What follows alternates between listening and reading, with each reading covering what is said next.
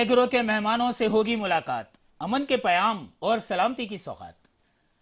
इसी पैगाम के साथ, इसी अमन और सलामती के बेहतरीन पैगाम के साथ मिलन एग्रो सीड की जानिब से हम रोजाना आपकी खिदमत में हाजिर होते हैं दो नए मेहमान आने गिरामी के साथ।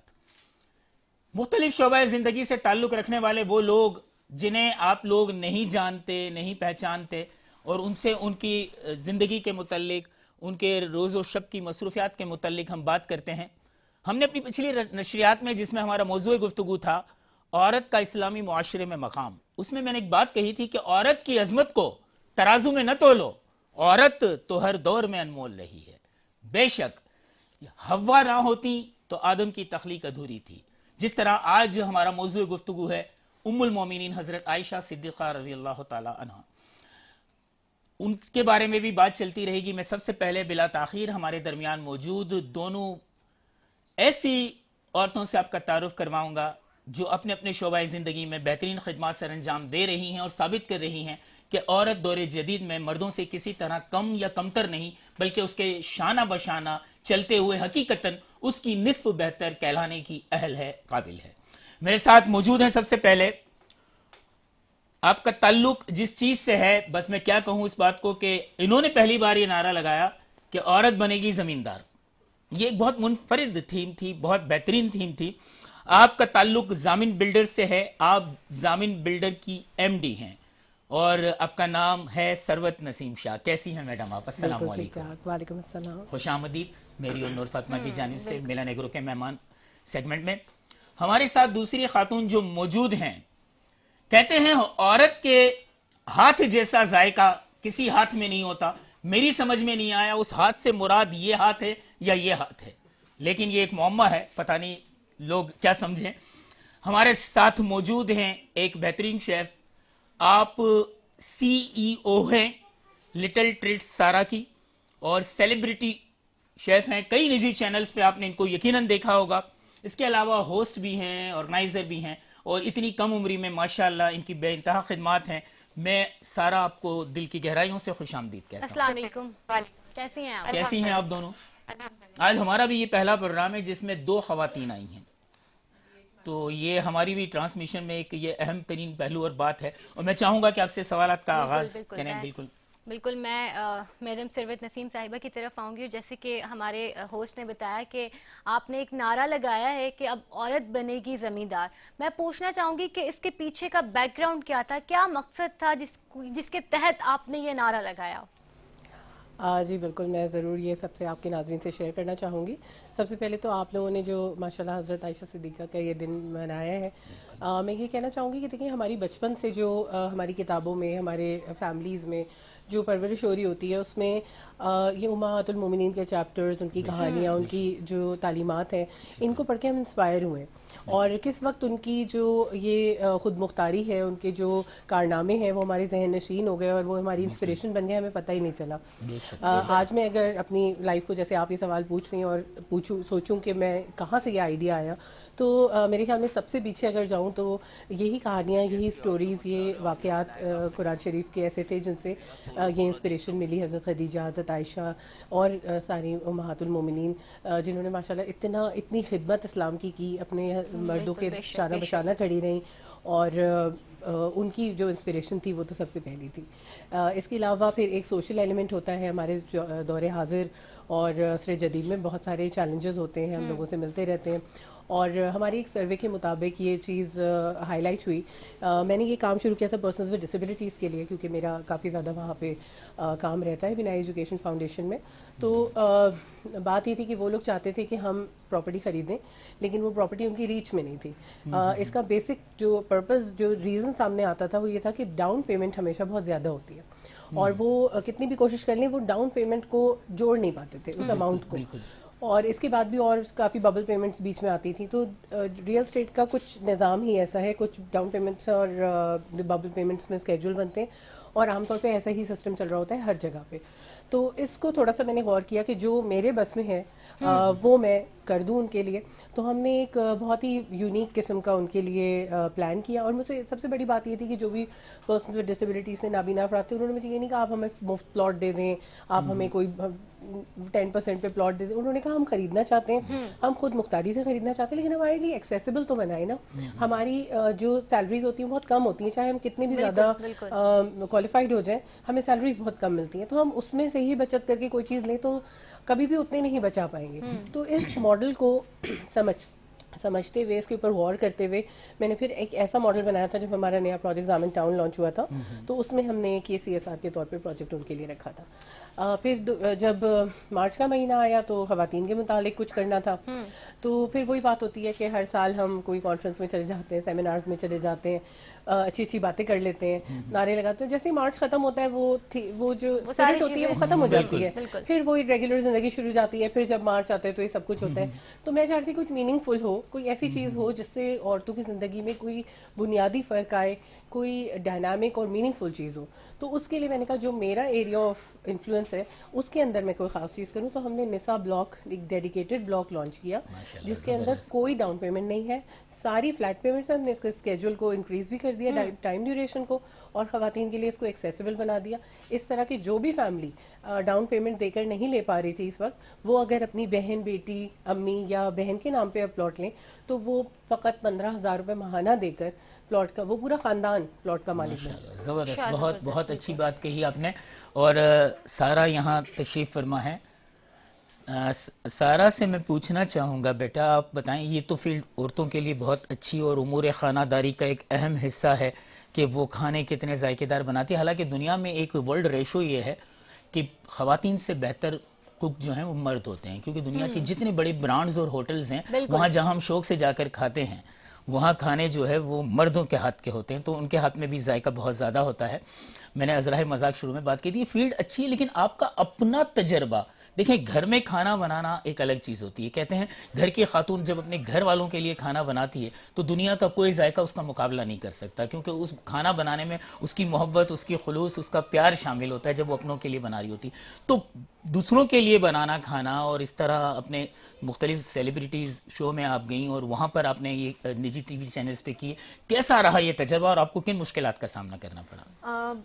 अच्छा, इसमें तो सबसे पहले तो आपका बहुत बहुत शुक्रिया, आपने इनवाइट किया। इसके साथ साथ तजर्बा बहुत अच्छा रहा, और मैं कहती हूँ कि अगर तजर्बे अच्छे नहीं भी रहे तब भी आपको हार नहीं माननी चाहिए। आपको अपना जो एक प्रोसेस है सीखने वाला अमल कभी नहीं रोकना चाहिए, और कभी भी जो है ना हार नहीं माननी चाहिए, आपने आगे बढ़ते रहना चाहिए। सो मेरे साथ भी ऐसा ही हुआ। स्टार्टिंग में मुझे याद है कि जब मैंने अपना कैरियर का फर्स्ट केक बनाया था, बेक किया था और स्पाइसिंग करी थी, तो बहुत ही मजाक बनाया गया था घर में, और कहा था ये कौन सा नमूना बना दिया, जूबा बना दिया, और ये सारी चीज़ें। तो मेरे अंदर एक स्पिरिट है या एक क्वालिटी कह लें आपके, एक पैशन, जुनून है काम का। वो ये था कि अगर ये ख़राब बना है ना तो मुझे अब इससे अच्छा बना के दिखाना है, या इससे अच्छा बेहतर काम करना है। और उन लोगों के सामने जिन्होंने मुझे कुछ पॉइंट्स दिए थे या क्रिटिसाइज़ किया था। सो ये अमूमन हर ख़वातीन में इस तरह की चीज़ें नहीं होती कि वो डर के सहम के बैठ जाती हैं या कहती नहीं हम नहीं बना सकते, हम नहीं कर सकते ये काम। सो ये आपकी सबसे पहली जो दर्जगाह है ना, वो आपका अपना घर है, या तो आपके पेरेंट्स हैं या आपके हस्बैंड है, अगर आप शादीशुदा हैं तो वही आपको सपोर्ट करते हैं। बिल्कुल। और इसी तरह से मेरा भी रहा कि आपके हस्बैंड आपको सपोर्ट किया? माशाल्लाह, अल्हम्दुलिल्लाह। सो ये प्रोसेस ऐसा रहा, फिर साथ साथ रहा कि नहीं अब तो सीखना ही है, बहुत मजाक बन रहा है और अब तो आगे बढ़ना ही है। बढ़ते गए, काम करते गए, माशाल्लाह सर्टिफाइड शेफ़ हूँ, और डिप्लोमा सर्टिफिकेशन डिफरेंट इदारों से ये करा के फिर जब मुझे याद है कि कुछ इवेंट्स आजकल बड़ा रुझान हो गया जो है हमारे इवेंट्स ऑर्गेनाइज करने का या इस तरह के प्लान करने का, जहाँ पे बड़ी सारी चीज़ें अपनी मार्केट कर सकते हैं, ये सारी। तो वहाँ पे मुझे एक मौका मिला, मुझे एक प्लेटफॉर्म ऐसा दिया गया जहाँ पे मैं अपना बनाया हुआ केक जो है वो वहाँ पे पेश कर सकूँ या सबके सामने दिखा सकूँ कि जी ये मैंने बनाया। सो वहाँ से एक चीज़ें माशाल्लाह चलती गई। लोगों की घर में तो स्टार्ट हो ही चुका था माशाल्लाह, लोग घर वालों ने पसंद करना शुरू किया, साथ साथ फिर जब बाहर के लोगों ने पसंद करना शुरू किया तो और एक नई उमंग पैदा हो गई, नहीं जी अब तो आगे बढ़ना है, अब तो रुकना नहीं है। ज़बरदस्त, बेहतरीन। तो ये सारी चीज़ें चलती रही। अच्छा, इससे पहले मैं आपको बताती चलूँ कि ये शेफ़ डोमेन में तो मैं अभी कुछ अर्सा पहले ही आई हूँ। अमूमन आपको पता है कि जब लड़कियां बड़ी हो जाती हैं तो उनसे रिलेटेड एक काम की एक आवाज़ गूंजना शुरू हो जाती है घरों में, जी अब बस किचनदारी खानादारी जो है वो आपने बिल्कुल। पकाना शुरू कर देनी ऐसा है। ही है। कुछ सालों में आपकी शादी हो जानी है तो जी ससुराल वालों को तो बस किचन और बिल्कुल लड़की ऐसा ही, चाहिए, ऐसा ही। घरदारी तो चाहिए। बिल्कुल घरदारी। सो इसमें ये था कि जिस टाइम हमारी शादी हुई तो उस टाइम हमें खाना बनाना तो कुछ नहीं पता था। इवन पहली दफ़ा जब हम किचन में गए तो वो चाय शाय बनाते हुए हमने पूरा हाथ वाथ अपने जला लिए थे, तो ये सब। लेकिन साथ साथ अल्लाह के करम से ससुराल वाले बहुत अच्छे मिले, उन्होंने सिखाया।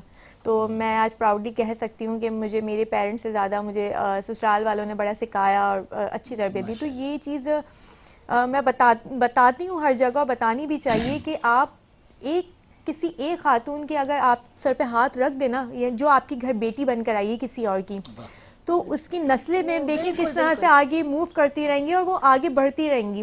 बेशक, तो बेशक। इसी वो तरह एक से शफकत उन्होंने वाला हाथ अगर रखती है सर। बिल्कुल बिल्कुल, तो उन्होंने बड़ा सपोर्ट किया और उनकी सपोर्ट की वजह से आज मैं यहाँ हूँ माशाल्लाह से। माशाल्लाह, So, बहुत खूबसूरत बात आपने कही। मुझे एक बात याद आई, इकबाल का एक शेर है, हजारों साल नरगिस अपनी बेनूरी पे रोती है, बड़ी मुश्किल से होता है चमन में दीदावर पैदा। उसको हमारे आजकल के लोगों ने इस तरह तब्दील किया, हजारों साल नरगिस अपनी बेनूरी पे रोती है, बड़ी मुश्किल से होता है चमन में दीदावर पैदा। यानी कि बेटी के लिए एक बेहतरीन शोहर जो है वो बहुत मुश्किल से मिलता है, और आपको ऐसा ससुराल मिला। हमारी दुआ है तमाम बेटियों को अल्लाह ऐसा ससुराल दे। आमीन आमीन आमीन। मैं सरवत साहिबा से पूछना चाहूँगी, जैसे कि भी आपने बताया कि आपने मार्च के मंथ में इवेंट्स, मुख्तलिफ इवेंट्स को बतौर मेहमान ऑर्गेनाइज करवाया, आपने ख़वातीन में क्या जज्बा देखा कि वो अपने प्रोफेशन के साथ कितना सिंसियर हैं, अपने काम को लेकर, अपने जज्बों को लेकर? आपने उनमें कोई उमंग देखी, कोई उम्मीद देखी? जी बिल्कुल, मैंने असल में सबसे अच्छी बात ये हुई कि बहुत सारी चीज़ें मैं पहले से भी वुमेन एंटरप्रेन्योरशिप को बहुत सपोर्ट करती हूँ, मेंटोर करती हूँ। कुकिंग, सिलाई कढ़ाई, पेंटिंग, इन सब चीज़ों से हम पहले भी वाकिफ़ थे। बहुत सारे लोग ऐसे मिलते थे जो ये काम कर रहे होते थे, हम कोशिश करते थे कि उनको गाइड करें, मेंटोर करें कि अपने काम में कोई यूएसपी लाएं, अपने बिज़नेस को किस तरह बेहतर से बेहतरीन कर सकते हैं, फ़िज़िकल से ई कॉमर्स की तरफ जाएं, डिजिटल मार्केटिंग करें, बहुत सारे इस तरह के मशवरे देते रहते थे।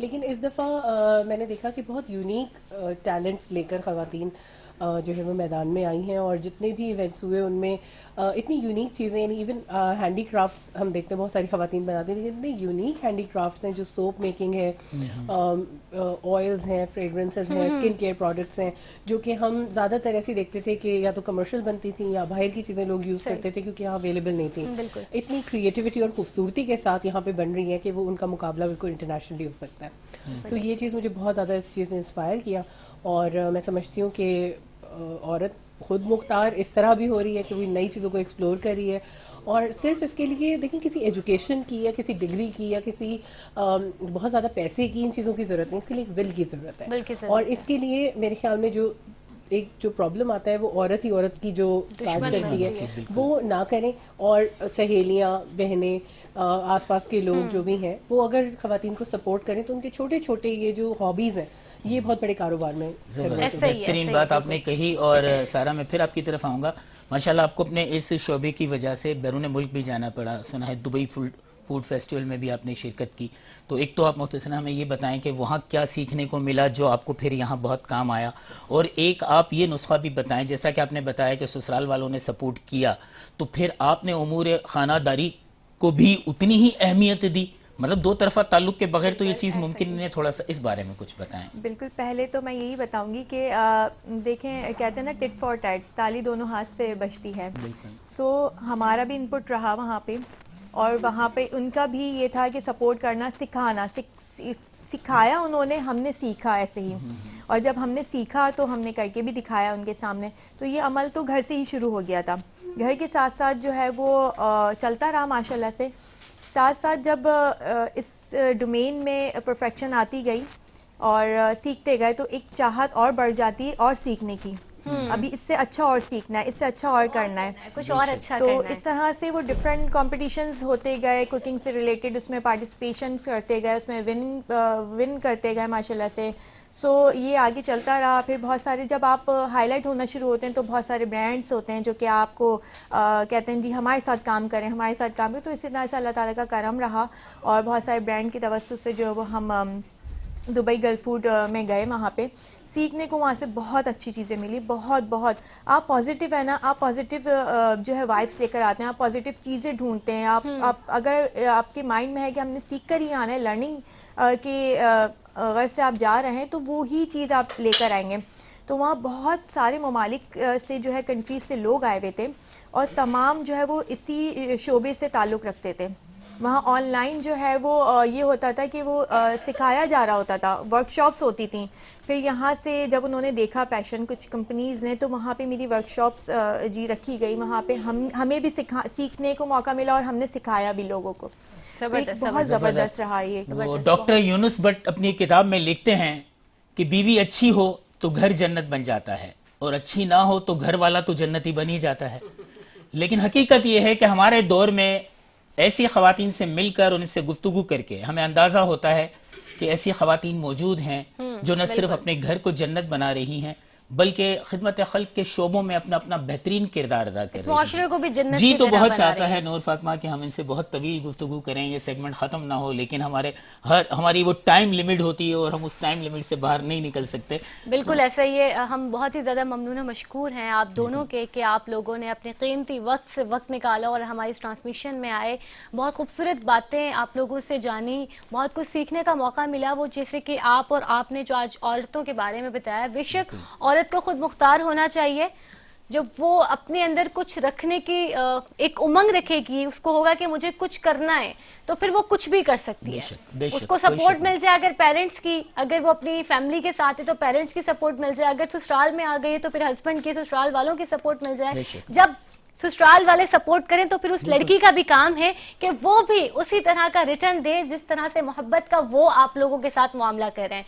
तो नाज़रीन, ये गुफ्तगू आज यकीनन आप लोगों के लिए भी बहुत ज़्यादा कारआमद हुई होगी, बहुत कुछ सीखने का मौका मिला होगा आप लोगों को भी। और जो भी ख़वातीन हमें देख रही हैं वो बस अपने अंदर ये तहिया कर ले कि हमने भी कुछ करना है, घर पर नहीं बैठना, हम भी कुछ कर सकते हैं। तो आज हम लोग ये सारी डिस्कशन का सिर्फ और सिर्फ मकसद यही होता है कि आप लोगों तक कोई ना कोई पैगाम पहुंच सके।